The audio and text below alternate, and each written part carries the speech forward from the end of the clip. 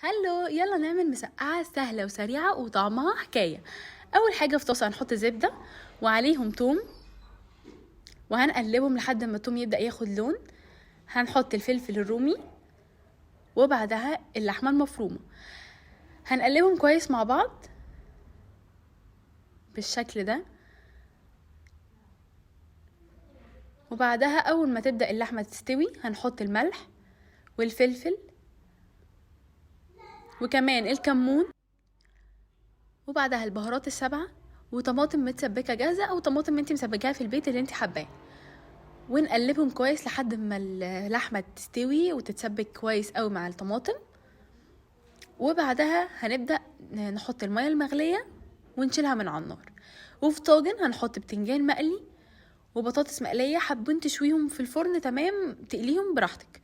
وبعدها نحط اللحمة اللي احنا عملناها ونوزعها كويس في الطاجن، ونحط عليهم مية مغلية تاني مش كتير، وندخلهم الفرن لحد ما اللحمة والبتنجان والبطاطس يتسبكوا كويس مع بعض.